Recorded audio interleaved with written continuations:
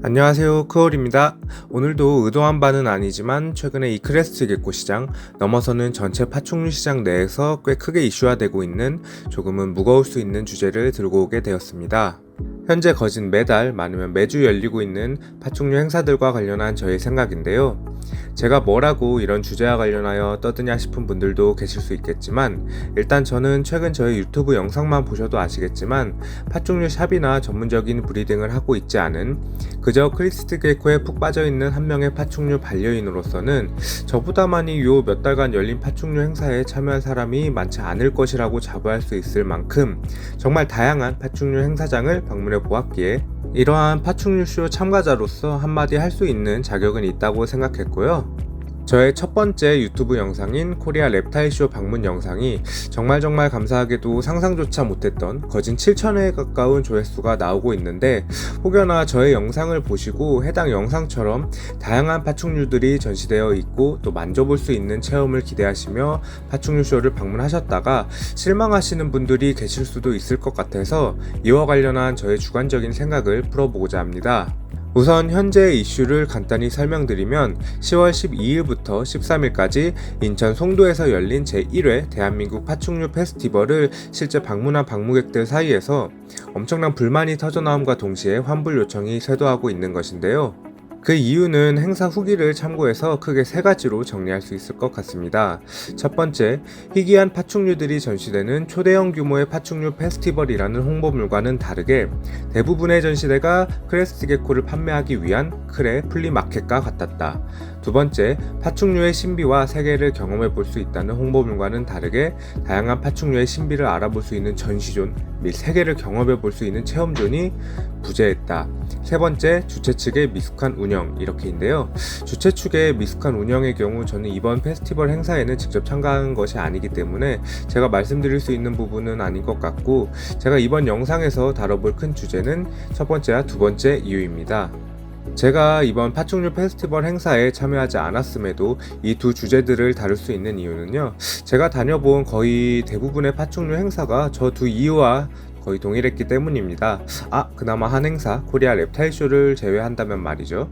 이게 무슨 말이냐면, 파충류 랩타일이라는 이름으로 열린 대부분의 행사가 크레스트 개코 플리마켓 위주의 행사 형태를 띠고 있다는 것이고, 이것은 아마 파충류 쇼를 조금만 다녀보신 분들이라면 거의 다 공감을 하실 거라고 생각합니다.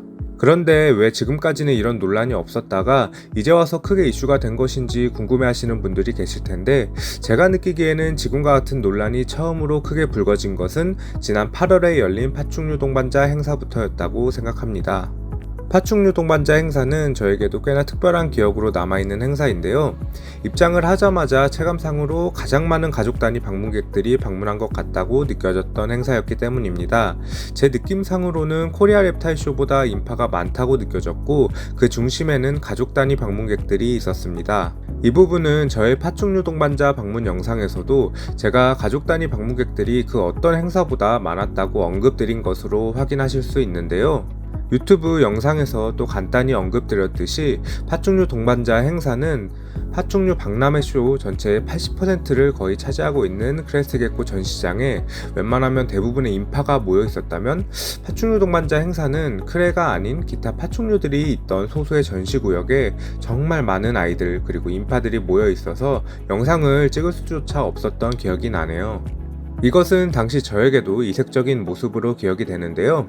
기존의 파충류 쇼가 크레 위주로 돌아가고 있는 것은 이미 파충류 시장에 조금이라도 걸쳐져 있는 사람들에게는 암묵적으로 너무나 당연하다는 관념이 자리 잡고 있어서 크레가 아닌 비주류 파충류들이 전시장에서 소수이고 또 크게 관심을 받지 못하는 것을 어찌 보면 당연하다고 생각하고 방문해 오고 있는 것인데, 국내 파충류 시장을 전혀 모르고 파충류 행사라고만 인지하고 있어서 아이들에게 동물원이나 박물관 같은 다양한 파충류를 보고 공부하고 체험할 수 있는 기회를 제공할 수 있을 것이라는 기대로 방문하신 어린 자녀를 둔 부모님들이나 또 아이들에게는 지금의 파충류쇼의 모습이 그분들의 니즈를 전혀 충족시켜 줄 수 없는 것이죠.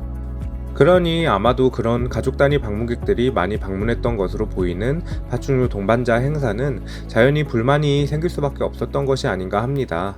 그렇다면 왜 지난 8월 파충류 동반자 행사와 이번 파충류 페스티벌에 그토록 많은 가족 단위 방문객들이 참여했는가는 솔직히 저도 잘 모르겠습니다.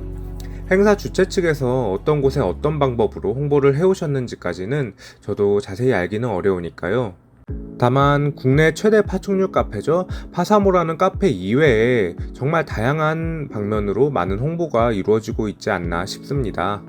그리고 이러한 광고나 마케팅이 파사모와 같은 현재의 파충류 시장을 어느 정도 인지하고 있는 사람들이 주 대상이 아닌 아이들에게 다양한 경험을 시켜주고 싶다는 부모님들의 니즈를 자극하는 방향으로 이루어진 것이라면 행사 또한 이와 같게 그분들의 니즈를 충족시켜줄 수 있는 방향으로 준비가 되었어야 한다고 생각합니다.